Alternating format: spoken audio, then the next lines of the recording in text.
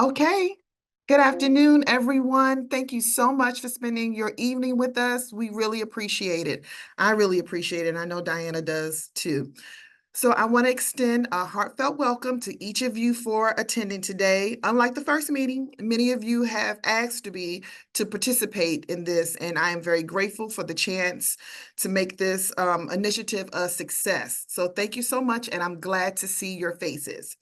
I don't have to tell you how important this work is. Each of you know we each want to reach out and help the youth using drones as a vehicle for education, for to help them be independent, financially secure, job security, or even as a creative outlet. Many of you know my personal goal is to getting drones to be in the conversation of what do I want to be when I grow up? Just like firefighters, doctors, lawyers are on the tip of the tongue of babes, I think drones deserve a spot. Don't you? Before we get started hearing from our fabulous speakers, I would like you to do me a favor and be really active in the chats today with each other. See who's here, make connections.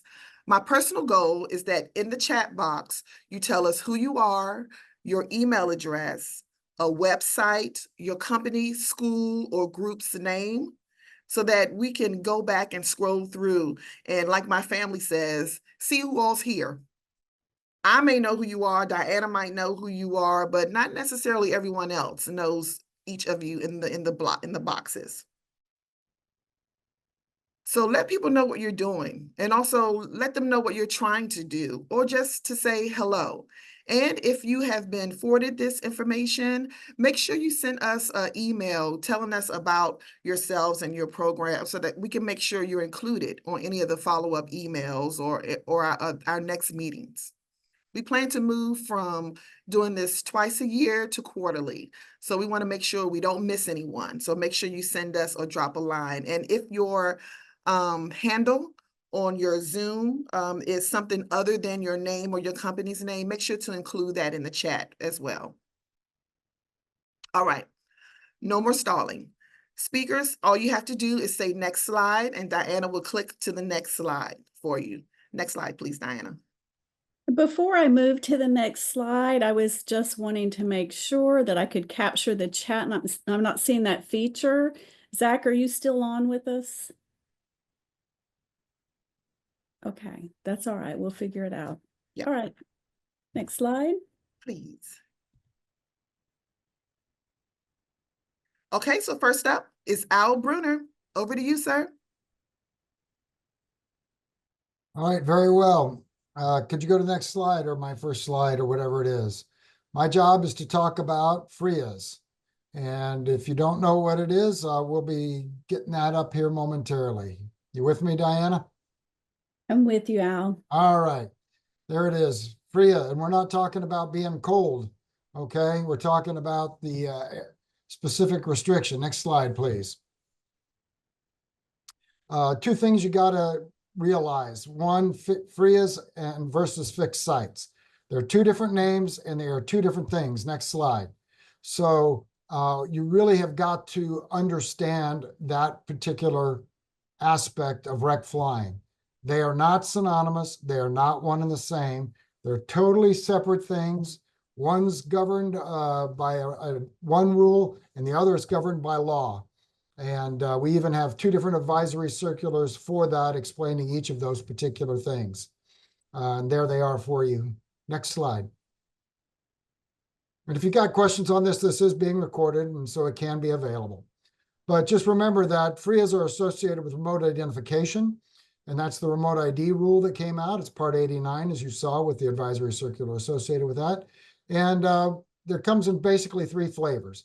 One is standard remote ID. That means any drone manufactured after 16 September of 22 should have standard ID baked into it.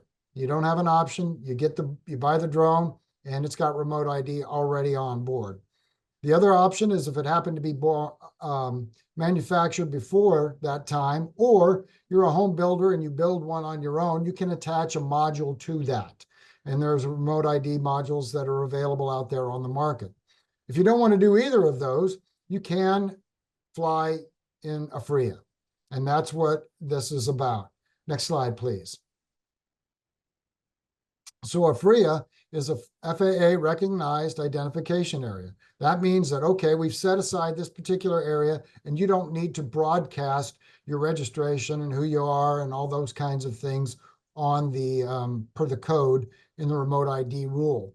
Okay, you do not need any kind of remote ID equipment to fly in a FRIA. It can be in controlled, uncontrolled airspace. It can be anywhere, but you must operate visual line of sight. And that means that both you and your aircraft must be inside that little FRIA circle or that area as the FRIA boundaries, as it were. And they are depicted on our UDDS website, on our website there. If you go to grid maps, that'll show you all the various FRIAs. There may be some that are not quite posted yet or that are new, so it's ever changing. So that's why I say most, but not all. And they're valid for 2 years. And you can, of course, renew those, as Kyle knows well. Next slide, please. Simple question. A lot of people ask, well, how do I know if I've got remote ID on my drone? I bought this thing and I don't know. Well, there's a guaranteed way to find out, because all drones that should be manufactured should have that on there, but there's one guaranteed way to find out, and that's go to our website. And it's a public list of the DOCs, i.e. the documented, oh shoot, I forgot the acronym now, but it's just saying that they've got their certification. And next slide. And if you go to that website, and that can be dropped in the chat if you want to, but just make sure you select that little remote ID box up there versus the Ops Over People box. And then you can scroll down and see all the various ones that are compliant, hit the view, and that'll show you the certificate. Next slide, please. So what is a fixed site? A fixed site really is nothing more than a model aircraft flying field, period, dot. But it can be in any airspace, and it can be permanent or temporary, and it is required if you're going to fly in controlled airspace above 400 feet in Class G, or you're going to operate the bigger model aircraft over 55 pounds. Fixed site is required. And they are depicted on the maps where they're supposed to be. Again, most but not all. Next slide. So let's see how we can get this all confused, all right? We've got a FRIA. You can have that all on its own. You can have a fixed site all on its own. Or you can have a FRIA and the fixed site all together. But they're two different things. The FRIA means I don't have to operate with equipment, with remote ID equipment. The fixed site is merely a kind of airspace authorization in which model flyers can fly. Next slide. Now we'll give you a good illustration of all of this. All right. Here, the little blue circle, that's a FRIA. It's two-dimensional. It doesn't have any altitude. It goes from surface to infinity. And like I said, both have to be in there. The fixed site, on the other hand, does have a top altitude. It is a volume of airspace. This example just shows them happen to be in a notional controlled airspace. Notional FRIA and the fixed site are indeed the same. Next slide, please. Now, normally, day-to-day operations, the wreck flyer and the drone are flying inside the fixed site, inside the FRIA boundaries. Everybody's happy and life is good. Next slide. If the guy steps out to go to his car and get something and steps outside of the FRIA airspace, well, not so good. You're compliant with the fixed site and airspace portion of it, but you may not be with your operator on the FRIA side of it. Now, next slide, please. If your drone flies outside of it and you're outside of it, well, then things are bad. You're not compliant with anybody anyway, okay? So that's the bad thing, and that's where the bad FAA pulls out his 110A and says, boy, we got to talk. All right? So hopefully that gives you a quick snapshot of the FRIA. And I've got just about 2-3 minutes maybe to answer any questions. Next slide. But I have a question for you all. Out of the 4 pictures, which ones are actual aircraft and which ones are models? What do you think, Diana? I think the one on the bottom right might be a model. You are correct. The bottom right one is a model. Any others? Upper right. Upper right is a model. All of them. All of them are not models. Believe it or not, the upper left one is an actual airplane. That is a no kidding, full size, full scale F4. And there ain't nobody flying it except somebody on the ground. And then if you looked at the helicopter very closely, you'd have seen DARPA written on there. That's kind of a dead giveaway that that's a real aircraft. So yes, there is an HH-60 out there flying that is totally remote controlled. So, but you got to admit, the modelers do a pretty darn good job of making their aircraft look like that. So are there any questions in the chat or any that somebody just wants to fire off real quick? Just go verbally if you want to.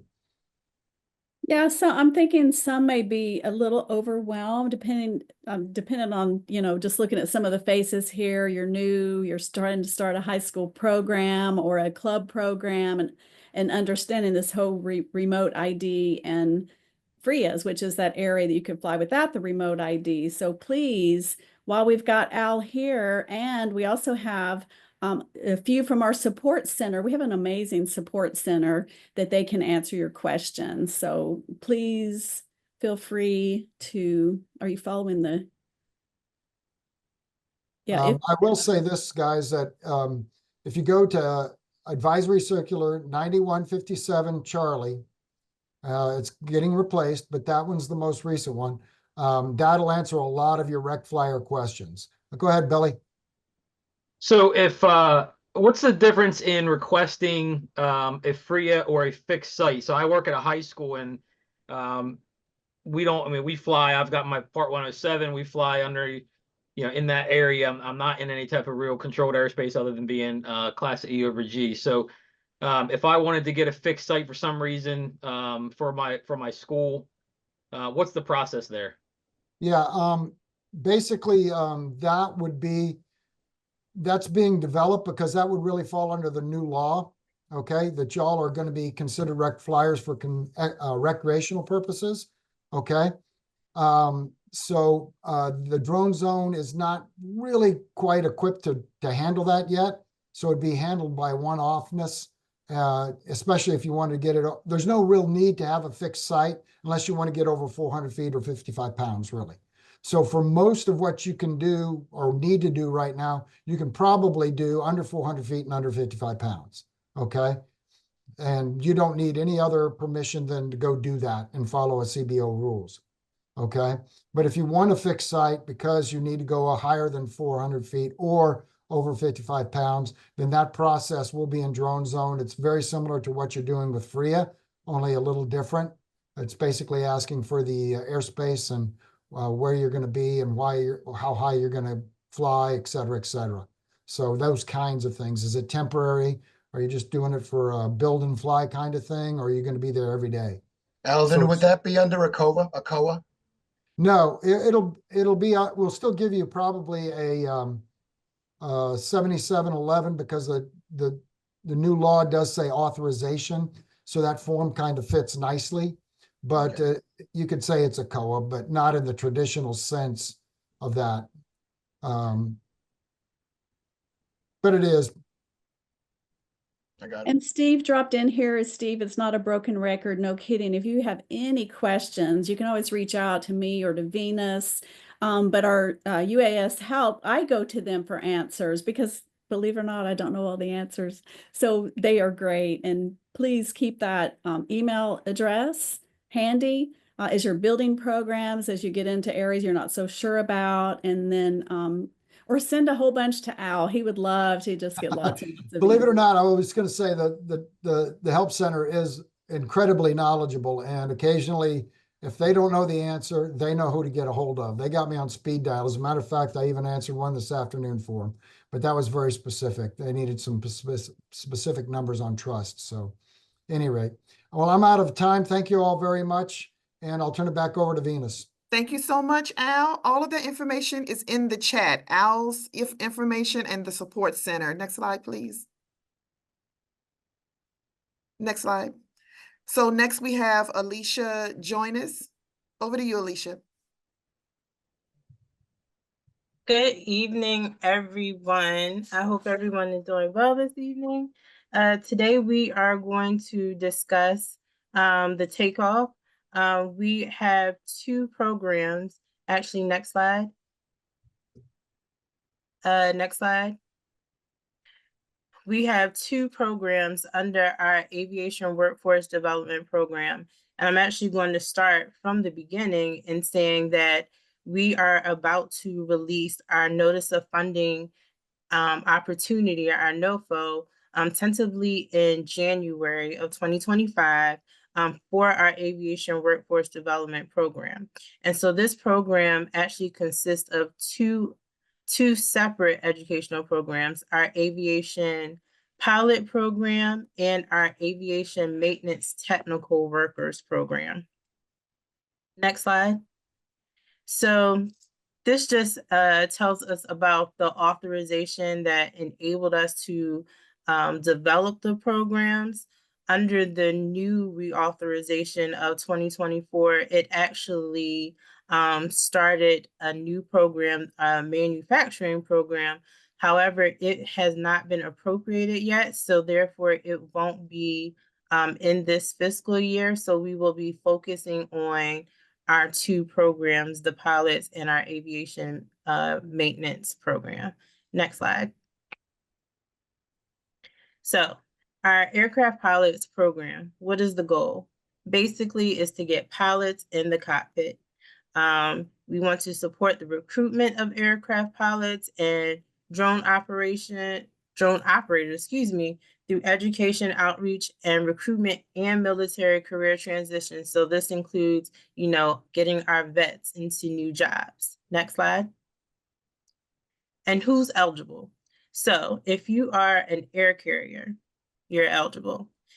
This is new. Any entity that holds management specifications under Subpart K of Title 91, an accredited institution of higher education, post-secondary vocation institutions, high school or secondary schools, a flight school that provides flight training, such as defined in Part 61, a labor organization representing professional aircraft pilots, an aviation-related nonprofit that is a 501c3. That's important. You have to be a C3, not a 6, not a 5, not a 7, but a 3. Also, a state, local, territorial, or tribal government entity. Next slide. So, what projects are eligible? What do we want you to do? So we want you to create or deliver a program or a curriculum that provides high school or secondary students or institutions of higher ed meaningful aviation education. We want you to get students in the classroom into the workforce. We want you to establish registered apprenticeships, internships, or scholarship programs. You can create or deliver a curriculum that provides flight instructors with the necessary instructional leadership to get students to become pilots, to support the transition to professional aircraft pilot or drone operator careers, including members and veterans of the armed forces. Or you can support robust outreach with careers in commercial aviation, such as a professional aircraft pilot, drone operator, and to otherwise enhance or expand the aircraft pilots or drone operator workforce. Next slide. So our second program is our maintenance program. Same thing as pilots. We want you to get students, get vets, get people into the aviation maintenance workforce. Next slide. Similar to pilots, there are labor organizations, accredited higher education, post-secondary, vocational, high school, or secondary. Again, aviation-related nonprofits who are 501c3s, state, local, territorial, or tribal government entities. But in this category, you can also be a holder of a certificate issued under Part 21, 121, 135, 145, and newly added 147 are tech schools. Next slide. Similar again to our pilot program, what type of things or projects are we looking for? We're looking for you to create and deliver a curriculum for high school and secondary students that will get them in the workforce. You can establish an apprenticeship, internship, or scholarship program. Support the transition to aviation maintenance careers, to support robust outreach to get students, again, in this career field, or to otherwise enhance or expand the aviation maintenance technical workforce. Next slide. So I want to really reiterate some of the changes that the 2024 reauthorization made happen. So the award ceiling increased from $500,000 to $1 million per grant. It prioritizes underrepresented workforce populations, supports rural and regional airports, workforce needs, and strengthens aviation programs and minority servicing institutions. It also enables 20% of the funding allocated under this subsection must support the Willa Brown Aviation Education Program. And if you don't know who Willa Brown is, I encourage you to look her up because she was a pretty awesome woman who held some first titles. But recipients must serve in counties that have at least one qualified opportunity zone, and the link to find out where those zones are listed in the slide. Next slide. So again, we are trying and hopefully we'll soon be able to stick to the date. But our notice of funding opportunity, our round 4, is tentatively scheduled to be on the street January 2025. So I encourage everyone to go to grants.gov, sign up for the notifications from the Aviation Workforce Development Program, or go to the FAA AWD website and sign up for notifications there. That way you will be able to know firsthand when the NOFO gets on the street. Next slide. If you have any questions, feel free to email, go back a slide. Feel free to send them to the email listed. And this is the website where you're able to sign up for notifications. Also, you can go to the website and look up past awardees and see who was previously awarded, what they're actually doing. Also, I would encourage you again to make sure you sign up on the website for notifications. And if you don't already, you need to have your UEI number and a SAN.gov account in order to apply for any federal funding. So if there are any questions, I can entertain them now. We have Ira. I'm not sure if you wanted to ask a question to Alicia, or was that for Al, Ira? No, this was for Alicia. Okay, Okay. you're up. One of the things that you stated in the grant verbiage is for minority youth. Mhm. Minority youth have a very specific problem, which is being able to get to the airport. And the reason Mhm. why I'm dwelling on this, I do an aviation program for minority youth. We've been trying to put an aviation maintenance school into an urban area with the opportunity zones, but the way the last round of awards was set up, and I'm wondering if it's the same way in this one, that it prohibits the use of the funding for capital expenditures. Because again, the issue is getting the young people to a place where they can learn.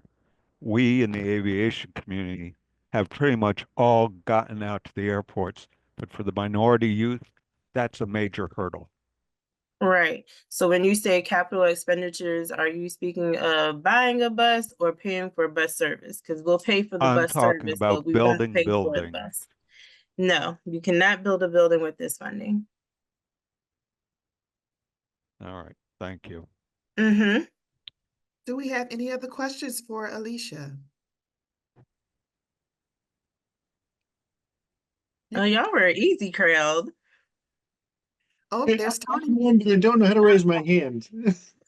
Oh, okay. Well, you go first, Tile, and then we'll get to Tony right after you. Sorry, Tony. I'll just say real quick, mine's just to say thank you. The addition of the 501c3 as being an entity that can now apply for these funds is going to be an awesome opportunity, and we're really looking forward to it. Just wanted to share our thanks. So No problem. Thank you. And we look forward to the application. All right, this is Donnie. So I know you clarified that obviously the funds can't be used for purchasing a structure. However, could that be used for leasing? Leasing, so you get into the realm of supplanting versus supplementing. And so if it is something that you are already in, then that wouldn't be considered because you would already be paying for that. So short answer, I'm going to say no. Okay. Especially if it's somewhere that you're already at and you're paying, and you're already paying. But if you're somewhere and you're going to like an additional site or you're expanding your services, so you're like expanding your services, and then we will only, if we were to cover it, we will only do it for your period of performance. So like I said, we're up to 1 million per grant, and the period of performance time is for 2 years. And so I think I also need to mention that if you were a previous awardee, if you were in round 3, you are not eligible for round 4. Only if you were in round 1 or 2, because round 3, their period of performance does not end until 2026, so they will already still be active currently. So, and the rule is if you are a current recipient, you're not eligible. So if you have previously applied and you were in 1 or 2, then you are eligible to apply. But if you're awardee of round 3, then you're not. Okay, perfect. Thank I think you already mentioned this, Alicia, but there was a question in the chat about how much was being allotted for this year. Did you say 1 million? It's 1 million. Mm-hmm.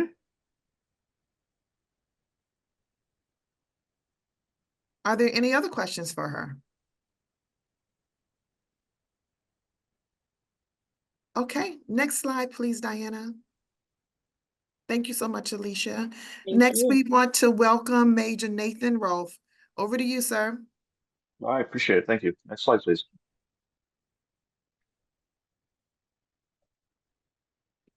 All right, good evening, everybody. My name is Major Nathan Rolfe. I'm with the Civil Air Patrol, primarily in Maryland Wing. And I know we have a couple other folks that are on the call from CAP. So if I say something that's off, feel free to unmute and just go ahead and correct me live. I don't have a problem with that. Next slide, please. So a little background about our organization for those that aren't familiar with us. We're the official volunteer auxiliary of the Air Force, and the volunteer is the key piece on that one. We are an entirely volunteer force, minus a few dozen paid employees at our headquarters. But we have more than 68,000 members nationwide in 1,400 local units across all 50 states, DC, and the Puerto Rico. As an organization, we have 3 primary missions: aerospace education, cadet programs for our young Americans ages 12 to 21, and emergency services. And you'll find as we go through the slides, we have small UAS programs basically connected to all 3 of those missions. Some of what we do in support of the Air Force as an auxiliary and other government agencies is search and rescue missions. We do about 90% of inland search and rescue in the United States. We do aerial photography and damage assessment, mostly in support of FEMA, and disaster relief support in support of local and federal agencies. And quite a few more. There's too much to list on this slide, and some of it actually gets into some sensitive areas because we have a pretty wide mission set. Next slide, please. As far as our UAS goes, we have about 3,600 systems in inventory. That includes both rotary and fixed wing assets of various types and sizes. We have a extremely robust emergency services qualification framework, which our UAS operations fall under. So in addition to all of our manned aircraft aircrew, our ground team efforts, our mission base, we also have these 2 qualifications that are listed here. SUAS mission pilot, which is, as it sounds, our primary person on the controls, actually the remote pilot in command of that system. and what we call an SUAS technician. Civil Air Patrol requires that all of our SUAS missions have those 2 individuals on a team at a minimum, with that technician providing both visual line of sight assistance and any type of other pre-check flights, record keeping, basically anything else the mission pilot needs to support their mission set. Our cadets in our program, as this is about the youth development piece for FAA, can earn qualifications in both of those and actually participate in missions. When it comes to the technician piece, we do not have a age requirement for that. So our youngest cadets, if they're deemed mature enough and technically savvy, can actually earn that qualification and participate in our missions in that regard. To be a mission pilot, we have some additional requirements added on top of that. Of course, the Part 107, but we also have a 7.5 hours of pilot and command time as a minimum requirement to earn that qualification, along with a check ride that performs a lot of the different types of maneuvers that we're likely to experience in our mission sets. Some of our specialized training, as I said earlier, we do search and rescue, so we'll have special flight patterns that are focused on search, whether it's box method or really anything that we need to do inside of an area that we're going to be flying these systems in. One of our big missions nationwide is photography and image processing. So we'll use these systems to conduct close-up photography of critical infrastructure facilities that we can't get to on the ground, or it doesn't make sense to do from a much higher altitude in some of our manned aircraft. And then also helping to process those images in a crowdsourced format or through other means back on the ground. And as we continue to grow our fleet out, we have specific endorsements to make sure that our pilots are fully qualified and capable of operating systems, regardless of what the manufacturer or type of capability it is. Next slide, please. When I said SUAS goes into all of our missions, on the aerospace education side of it, this also overlaps with our cadet program. One of the most key areas and where a lot of those 3,600 inventory systems come from is what we call STEM kits. These are opportunities for both the individual units and educators that are affiliated with our program to actually request free materials to educate cadets in our program or students within the schools on a wide variety of STEM topics, to include actually being provided small systems for practice, real basic flight controls, and actually getting the cadets out there handling the UAS in flight. Some of the basic kits that we have under this program, as I mentioned, are the quadcopters, but we also have fairly recently a remote controlled aircraft simulator, and some of the related technologies for those that may be doing some homegrown kits or just learning more about what goes into operating these systems, such as using Raspberry Pi, microcomputers, electronics, coding, and various other related technologies. We also have a pretty high concentration of participants in the UAS for STEM competition nationwide. Here in Maryland, we had one of our teams go up to Oshkosh a couple years ago. I think they took second place nationally, so we're real proud of them. But CAP units regularly attend and compete and place very well in that competition around the country. And several wings, to include mine here in Maryland, we actually have FRIAs set up within the wing. Our wing headquarters, which is an old Army missile base here in Maryland, is actually set up as a FRIA for us to help facilitate the training that we're doing for both of our cadets and our adult members. Next slide, please. On the emergency service side of the house, which is where we do a lot more of that mission support, we'll use our systems to support search and rescue, and that may be providing a little bit farther line of sight for looking down on, could be a missing hiker, could be a crashed aircraft, really anything that we need to get a bird's eye view. We can deploy these systems sometimes a lot quicker than we can get a manned aircraft up in the air and over the site. I mentioned earlier that critical infrastructure and evaluation and assessment. We supported the Hurricane Helene disaster response efforts down in North Carolina, and our UAS crews were actually, flying their systems close to dams and other facilities that we couldn't get to on the ground, and we couldn't get the fidelity from 1,000 feet up in the manned aircraft. So they were providing a lot better photography of those areas. We can provide survey support to local governments or other agencies if they need just some overhead shots of building site, construction areas, road pathways, things like that. Disaster area photography.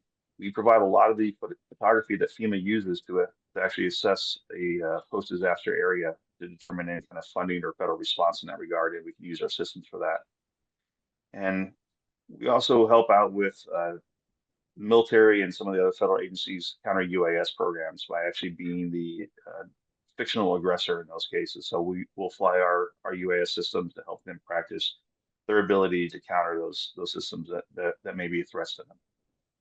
In general, our cadets, again, for the youth side of this conversation, can participate in most of these missions as long as they have the qualifications I mentioned earlier.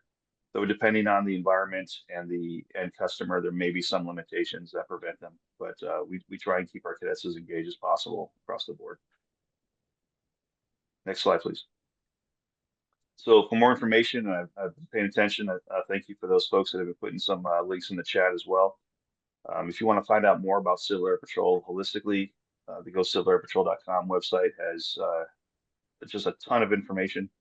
But we also have a specific page just for our SUAS program as we continue to develop that and mature it throughout the organization. And if you aren't already a member, if you'd like to learn how you can become a member, learn how to bring other young people to engage in this, there's the link for joining. And I will pause for questions and try and catch up on ones that are in the chat here. Nathan, John Cohan here, First Lieutenant, out of Long Island Group. How are you today? Thank you very, well. very much for your presentation. It was spot on. I think General I would be very, very proud of you right now and in your presentation. The Captain Lamboy I see is with us too, out of the New York City group. Just the last Monday night, I think, I don't even remember, but we had cadets in an AFRC, an Air Force Reserve Center inside.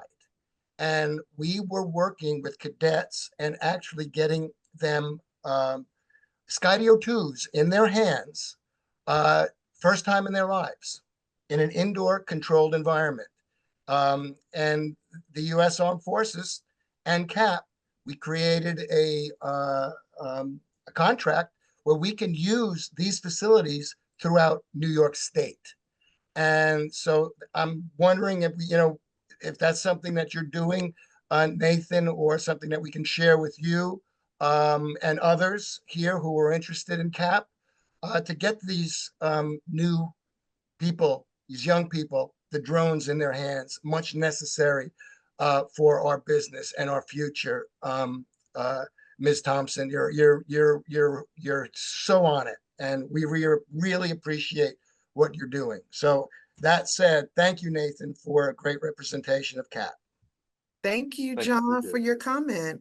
I'd learned so much. I just thank you, Major. I didn't know all the things. This is a very worthwhile and important program. Yep. Does anyone else have any other comments or questions for him? I see one in the chat from Dan asking about where to get access to some of the trainings on the website. Dan, if you want to shoot me an email, I can show you where that is. If you go under the emergency services piece on GoCivilAirPatrol.com, there's an actual SUAS page there that has the initial regulations, initial task guides for getting qualifications for your cadets and your senior members there. Hey, thank you. I appreciate that. And I will second this. I'm not even part of CAP except as an aerospace educator. They have a lot of stuff and it's really great. And it's great information for all of you that are trying to start programs. And you don't even have to be part of CAP. You're a teacher at this point. So I highly recommend that. Thank you, Major. I'll get back to you. Absolutely. There's Yeah, also just, our A&E. There's also one more thing. There's our A&E. We have emergency services and we have aerospace education. So there's, the educators can come in and help us on that end as well. You don't have to be in emergency services. An educator being part of CAP is an awesome type of position. So if anybody's interested, please. Anyway, teach us, teach the kids, be great. Thanks. and as Awesome. far as the Air Patrol goes, educator is very loosely defined. You can be a employed teacher at a school system. You can be a parent doing homeschool, or just someone who provides education in some other type of organization to children. And by becoming what we call an aerospace education member in Civil Air Patrol is a one-time, very low fee, and it's good for the rest of your life as long as you continue to renew it. you have access to everything in our curriculum, which has been developed over the last 83 years, plus access to those STEM kits that I mentioned that can be, as long as stock is in place, can be sent to you for free. Did you say homeschoolers can homeschool teachers can do that too? Yes, ma'am. Wow. Yes.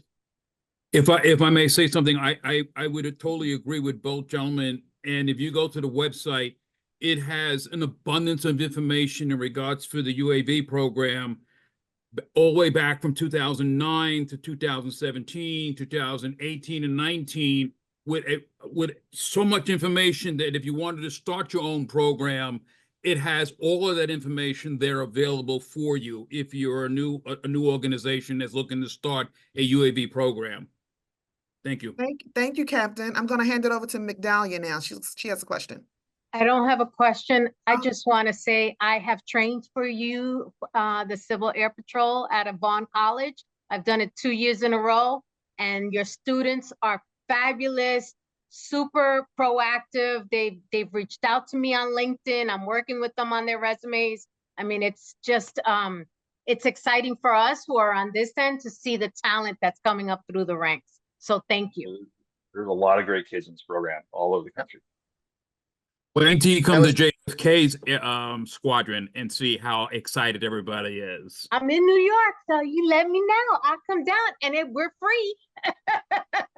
All you Thank New you, York ma'am. folks, come on down to Maryland as well. Love to host you.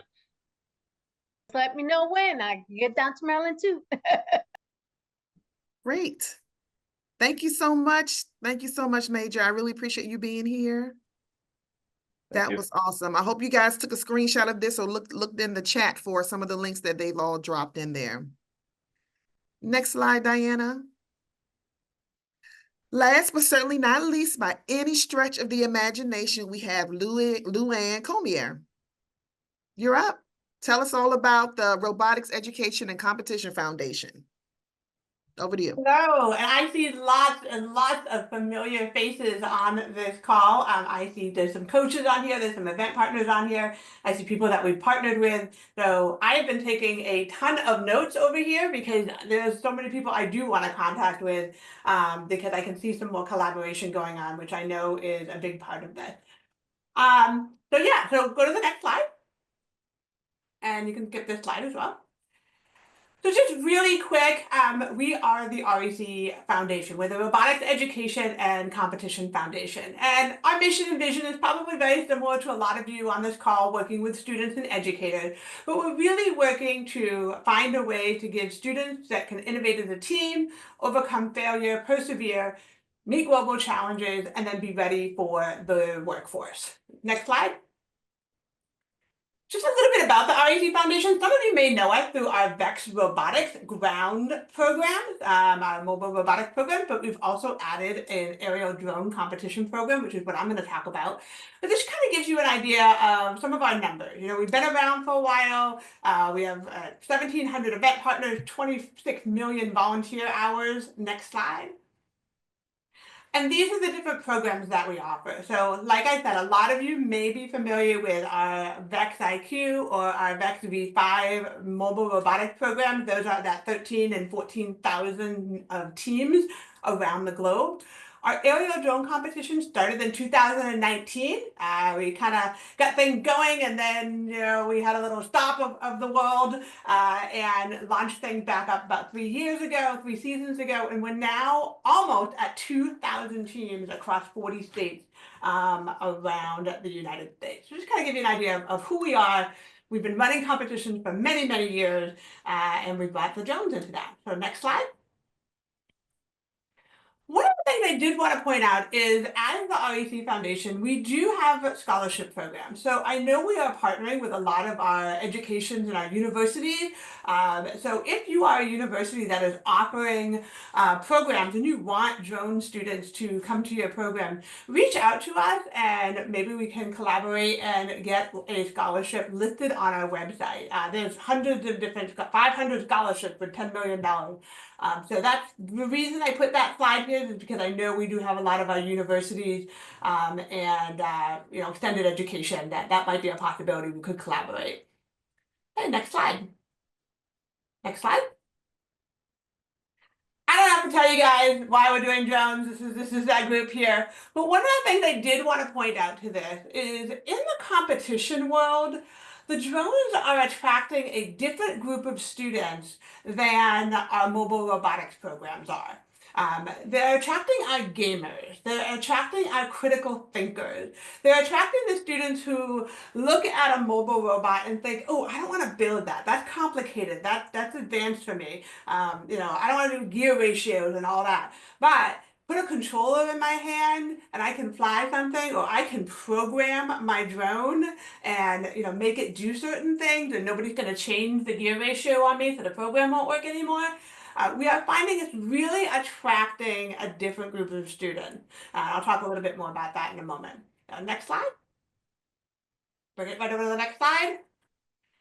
We use the CoDrone EDU. So a lot of you I know are using the CoDrone EDUs in their classrooms. This is a classroom drone. It fits in my hand. It's a $215 drone. It has 7 sensors on it, and it's programmable. So our educators are really enjoying this because of the price point's a great price point. You can fly multiples of these in your classroom at the same time. It connects via radio frequency. So you're not worried about Bluetooth and Bluetooth connections and dropping Bluetooth connections. I see a lot of nodding heads. Yes, we've been there, done that. So the educators are really enjoying that. And we've taken this drone and put it into a competition. You will see 2 different price points on here. There is a JROTC edition of the drone, and literally the difference between the two is the chip that's inside. Most of you are familiar with that whole conversation. So if you are using certain federal funds, then you need to purchase the $315 drone versus the $214. But all of our schools are getting the $215 one. All right, next slide. So what do we do at the aerial drone competition, right? So, we're putting a drone in the hands of our students, right? A lot of you guys are talking about getting your kids ready for their 107 or getting them ready for careers. But, the first time that, you've got 20 students in your classroom, this is a great drone that you can give them to get started with learning the basics of flight principles, learning how to use their controllers, how to use their programming, and not have the fear of, oh my God, the drone's going to go in the tree, or, hey, that was an $800 drone and now I'm concerned about it. So this is a great way to get our kids started. So they're going to learn things in the competition about flight principles, programming, documentation. And then my favorite is critical thinking and problem solving. Next slide. At our competition, we do 4 different missions. So we do a teamwork mission. So we take 2 teams from 2 different schools, and we say, you guys have to work together to fly these drones around on a field, and they're indoor. This is all indoors. They fly around in a field to manipulate objects. You're going to fly over things, under things. You use a downdraft to maneuver balls or move bean bags or to get them on certain colors and those types of things. And they have to work together. The reason I really like this skill set is this is what we do every day in our lives, right? We're doing that here on this call, right? I'm thinking, I'm like, oh, Nathan at CAP, like, I want to talk to you because I think we have something that we can collaborate with and we can work together. So then we're going to have a phone call and we're going to say, okay, what can you do? What can I do? What are you good at? What am I good at? And we're going to bring that together. So these are things that we do in a life situation, and we're having these students do this in a competition model. They don't realize it. They're just having fun with it. Autonomous flight mission, that's for our programmers, our coders. They get to code the drone to do certain things. Piloting mission, those are for the ones that just want to fly, right? You guys know who they are. They just want to fly that drone up, over, around, under things, do it as quickly as possible and as many times as they can. And then we have our communication mission, and that is where we ask our students to talk to the judges about programming, their logbook. We ask them to take the trust certification. We ask them to tell us what they've learned. We ask them to interview somebody who works in the field to learn about the different opportunities that our drones offer in employment. So all of those things come into the competition. Okay, next slide. This is what a field looks like. So there's 2 different layouts. This field is a 20 by 20 competition field. Remember, these drones are designed to fly inside in the classroom. So it's easy to set this up in a gymnasium. And we have a couple of different layouts going on. Okay, next slide. I'm gonna put a link in chat for you guys to go back and look at the video and the competition manual when you have time. But if you want to kind of see the game in action, we will put that link in there for you. Next slide. What is, oh, thank you. The video is super cool. I appreciate that. So what does the season look like for us? So we unveiled Mission 2025 Gravity in the fall. And right now we are going through competition season. So I have schools, I have colleges, I have different partners that we're working with that are hosting these events in their high schools, on their college campuses, in different facilities. We had Tulsa Community College held one in their hangar. So they're hosting events to, for these students. And if you are a university or have a facility that you are trying to get students to, talk to me about having an event. It's going to get students onto your campus or onto your location to learn more about what you're doing. We do qualifying tournaments through March. Really, we do them now. It really picked up January, February, and March. And then we have championships in June, April through June, depending on where you are. So thanks, Joanne. Joanne's having one, I believe you're in California. So they're having one out west. So very exciting there. And if you guys want to volunteer, like if you want to learn about it, reach out and volunteer. Be a referee, be a judge, learn to what you're talking about. Learn what this is all about. All right, next slide. All right, so I love this quote that is on here, and this is to have a sport that's related to skills needed for jobs that is emerging is awesome, right? Like I think every single one of us on here, the more we can put drones in the hands of our students, the more we can engage them. It's going to open up their eyes for all of these opportunities. A lot of you guys are doing fabulous things with higher end drones and Part 107 certifications and CTE classes, and that's fabulous. Take something like this and make it fun for them as well. So you can use this alongside of your CTE classes and get them out like, hey, there's a sport involving drones. Or it's also geared towards younger students as well. We do grades 5 through 12 with it, and everyone does really well with it.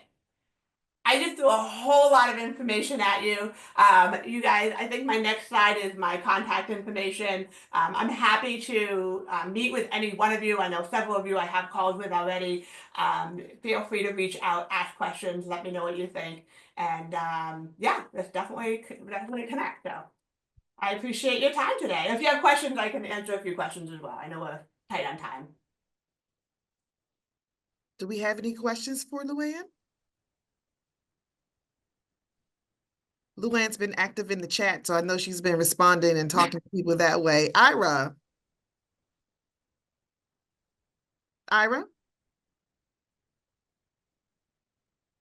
You raised your hand? There you go. Yep, sorry. For the drone competitions, is it broken up into grades or is it just one large competition? So that's a great question. So depending on the area, depending on how many teams we have in that area, we have a middle school level and a high school level. So our championships are all middle school, which is basically, 5 through 8 or 9, depending on how that works in your area. And then high school is 9 through 12. So we do divide them there that way. At local competitions in areas where I don't have a lot of teams, we do blend the kids together at the competition. And what's really ironic is my middle school kids will often beat the pants off of my high school kids because they're more focused and more dedicated and paying attention. And the high school kids sometimes get a little cocky. So it does work with a blended environment, but the ultimate goal is to have, middle school kids with middle school kids and high school kids with high school kids. Thank you. Great question. John? Yes, Luann, you're doing a great job. Thank you. This is important work. We at CAP and also and AMA, I'm very, very much part of that as well. We're giving these kids an opportunity. And when I have a bunch of kids in front of me, and I think George has seen me do this, I said, it's not only about being a pilot to get into the business of the FAA. There are many different jobs and job offerings that the FAA has to use or work with to keep in business. And I turned to them, I said, if you want to be an accountant in the FAA, what you're doing right now is very, very, very important. Flying these drones, getting excited about it. So there's many opportunities in the FAA, which they're the next generation of people. We know it and we want them. So this is a great entry for anyone who wants to be part of aerospace. Thank you, On, John. on any level. How many of us on this call are like, we love aviation, right? Like that's just, I'm gonna get that everybody on here, but yet we're not a pilot or we're not, a professional mechanic, but we're working in the industry in some way. And that's why the communication mission of what we do is so important, because it's teaching them those workforce skills development. So yeah, they're learning to fly a drone, they're learning to program a drone, but they're also learning to collaborate, work together, how to fail, how to succeed, how to strategize, stuff we do every single day. So thank you. I appreciate that, John. Anyone else?